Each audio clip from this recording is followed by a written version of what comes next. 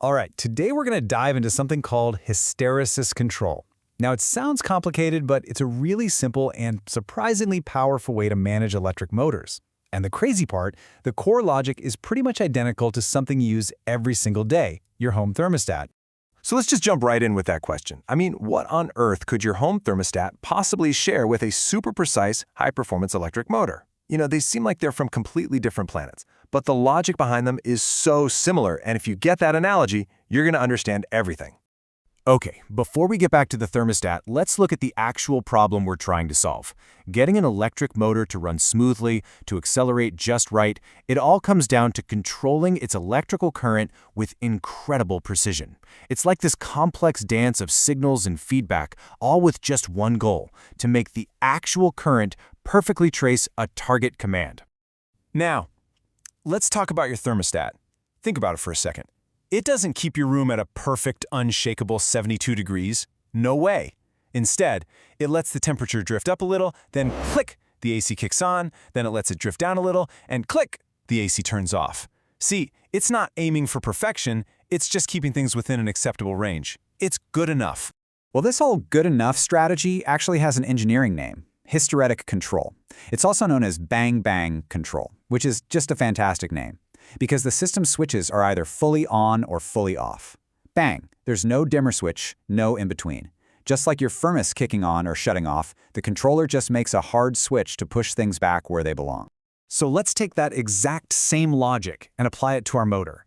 Except here, instead of a target temperature, the controller has a target electrical current. And that target usually looks something like a nice, smooth sine wave. The goal is to force the real current flowing through the motor to follow that shape as closely as possible. And how does it do that? With something called a hysteresis band. Just picture a narrow little channel, like a set of guardrails, drawn around that perfect target waveform. You have an upper limit and a lower limit, and the controller, its only job is to keep the actual current trapped inside that band. That's it. Simple as that. The logic here is just brilliantly straightforward. When the system sees the actual current fall below the bottom of the band, it flips the switches one way to slam the current back up. As soon as that current hits the top of the band, it flips the switches the other way to push it back down. It just keeps bouncing the current between these two boundaries, forcing it to roughly follow the path we want.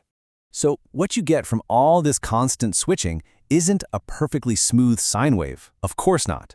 Instead, the actual current looks like a series of tiny little triangular ripples that are always zigzagging around the target. But if you make that band narrow enough, the ripple is so small that the motor kind of averages it all out, and it just sees the smooth wave we were aiming for all along. But, like with pretty much everything in engineering, this beautiful simplicity comes with a huge trade-off. Hysteresis control basically forces you to make a choice. You can have incredibly fast response time, or you can have predictable, orderly behavior. You can't really have both. Let's talk about the big advantage first: speed. It is blazing fast. Because the logic is just a simple "are we in or out of the band" check, the controller can react almost instantly to any change. If the load on the motor suddenly spikes, the current immediately deviates, and the controller corrects it on the spot. No complex math, no delays. This is its superpower.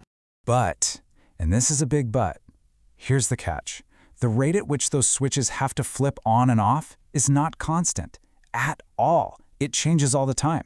Sometimes the switches might be firing off super fast, and other times much slower. This complete lack of a predictable rhythm is the single biggest downside to this whole technique. So, what makes it so darn unpredictable? Well, a whole bunch of things. How wide you set the band is a big one. A narrower band means more frequent switching. But it also depends on the motor's physical properties, like its inductance and what it's doing at that moment. For example, as the motor spins faster, it generates something called back EMF, which is basically a voltage that pushes back. And that changes how quickly the current can rise and fall.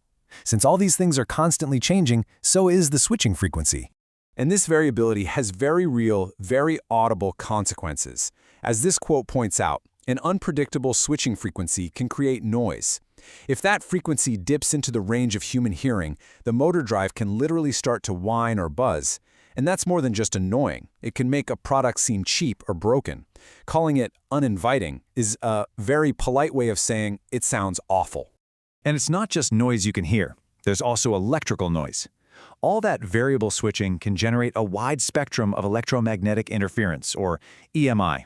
And that's bad news. It can pollute the entire electrical environment and mess with other sensitive electronics nearby. It could interfere with your car's radio, or even worse, its safety systems. So this really brings us to the engineer's dilemma. On one hand, hysteresis control is simple, it's tough, and it's incredibly fast.